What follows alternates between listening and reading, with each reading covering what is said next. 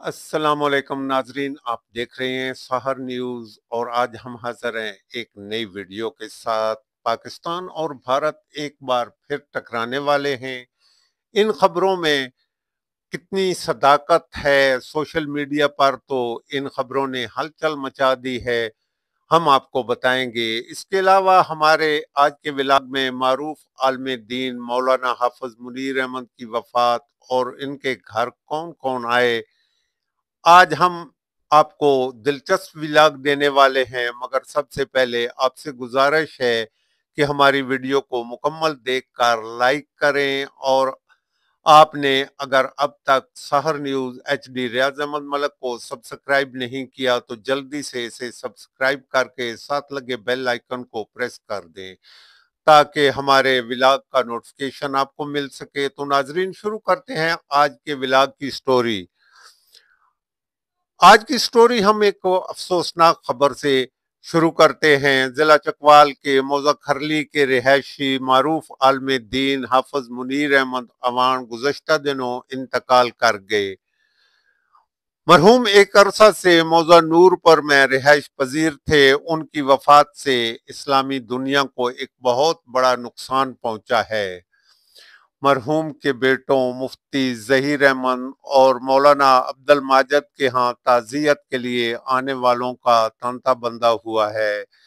قائد جمعیت علماء اسلام مولانا فضل الرحمان نے ٹیلی فون کر کے مولانا منیر احمد اوان کی وفات پر تعزیت کی۔ پیر عبد الرحیم نقشبندی چکوال، سربراہ اہل سنت والجماعت مولانا محمد احمد لدھیانوی سمیت ملک بھر سے علماء کرام نے ان کی رہائش گاہ پر آ کر ان کے بیٹوں سے مولانا منیر احمد کی وفات پر تعزیت کی ہے۔ اب آپ کو بتائیں کہ کیا واقعی پاکستان پر بھارت حملہ کرنے کی سازش کر رہا ہے؟ کیا وہ حملہ کرنے کی پوزیشن میں ہے؟ آئے دیکھتے ہیں آج کی اس رپورٹ میں۔ انڈیا کی 25 سال کی محنت صرف 19 منٹ کے اندر چکنا چور ہو گئی۔ روئٹرز لکھتے ہیں کہ انڈیا نے 25 سال اس چیز کے لیے خود کو تیار کیا تھا کہ پاکستان کے ساتھ ہمارا رولا پڑے گا، اس کے ساتھ ہمارا دفاعی مقابلہ پڑے گا، اور ہم 25 سال میں اتنا محنت کر چکے ہیں کہ فضائی نظام میں ہم پاکستان کو اب ٹکر دینے کی صلاحیت رکھتے ہیں۔ اور اس کے بعد جیسے ہی ہوا کا میدان لگا، ٹکر شروع ہوئی، تو 19 منٹ کے اندر انڈیا کی 25 سال کی محنت چکنا چور ہو گئی۔ اور اس کو بعد میں آئیڈیا ہوا کہ ہم نے تو اس طریقے سے تیاری نہیں کر کے رکھی تھی جس طریقے سے پاکستان ہے۔ ظاہر سی بات ہے کہ آپ ایک ملک کو آسانی سے لیتے ہیں، اس کو کم لیتے ہیں اور کہتے ہیں کہ بھئی یہ تو میرا کچھ بھی نہیں بگاڑ سکنا، اور اس کے اوپر آپ جا کے اٹیک کرتے ہیں اور وہ آپ کا وہ حال کرتے ہیں جس کا پوری دنیا عالمی میڈیا آپ کے اوپر چلتا ہے، تو ظاہر سی بات ہے انسان کو بڑا تکلیف ہوتا ہے، بڑی پریشانی ہوتی ہے۔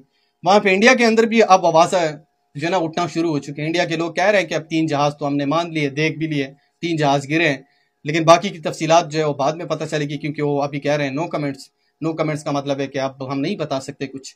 بہرحال انڈیا کی 25 سال کی محنت صرف 19 منٹ کے اندر پاکستان کی شاہینوں نے چکنا چور کر دیا، اور اس کو اب اس چیز کا پتہ لگ چکا ہے کہ فضائی نظام میں پاکستان سے ہم 20 سال پیچھے ہیں، کیونکہ 20 سال تو اسی لیے پیچھے ہیں کہ اس کا مقابلہ نہیں کر سکتے۔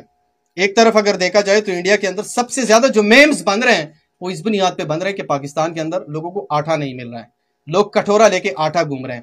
میں بھی خود بھوکا تھا، آٹا نہیں مل رہا تھا، مشکل سے ایک کٹورا ملا۔ یہ بڑی گندی چیز ہے، آٹا نہیں مل رہا ہے، آٹا نہیں مل رہا ہے، آٹا مل رہا ہے بھائی صاحب، آٹا مل رہا ہے، سب کچھ مل رہا ہے۔ پاکستان ایک صحیح سمت میں جا رہا ہے، روزگار بھی ہے، آٹا بھی مل رہا ہے، ہر چیز، سارے عوام خوش بھی ہیں۔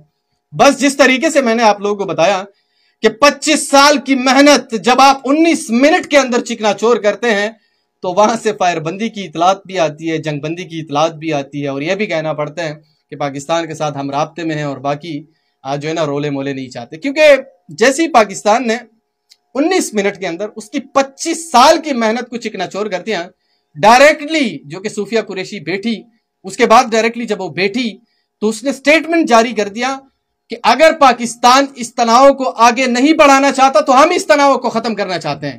اس چیز سے آپ اندازہ لگا سکتے ہیں، اس چیز کا یہی اندازہ ہوتا ہے کہ پاکستان کے شاہینوں نے اس کی 25 سال کی محنت کو صرف 19 منٹ کے اندر راکھ بنا دیا۔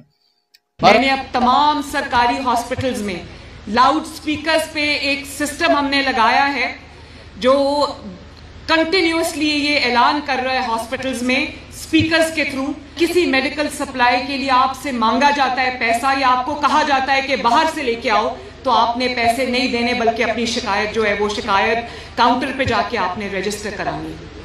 یہ اناؤنسمنٹس ہو رہی ہیں میری جانب سے تمام سرکاری ہسپتالوں میں اکراس پنجاب اور میں بغیر بتائے ہاسپٹلز کا دورہ کر رہی ہوں. اور اب میں جب سروسز ہاسپٹل گئی تو 2 ہاسپٹلز میں نے جو ایکشن لیا اس کے بعد سروسز ہاسپٹل میں مجھے یقین نہیں آیا اتنی بہتری شروع ہو گئی ماشاءاللہ. حکومت پنجاب نے اب پنجاب کے عوام کو ریلیف دینے کا آغاز کر دیا ہے. وزیر اعلیٰ پنجاب مریم نواز نے کہا ہے کہ اب عوام کو ادویات ہسپتالوں سے ہی ملیں گی.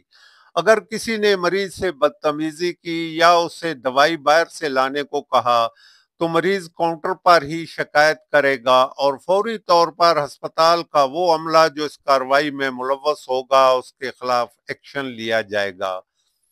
پنجاب کے لوگوں کو اندراج پیدائش و وفات کے لیے مشکلات کا سامنا تھا. اگر رجسٹرڈ ہونے میں تاخیر ہو جاتی تھی تو اسے کورٹ سے ڈگری لانا پڑتی تھی، مگر اب اندراج پیدائش و وفات کو فری کر دیا گیا ہے، بلکہ 7 سال تک لیٹ اندراج بھی مفت ہوگا. اس کے لیے کورٹ ڈگری کی شرط بھی ختم کر دی گئی ہے.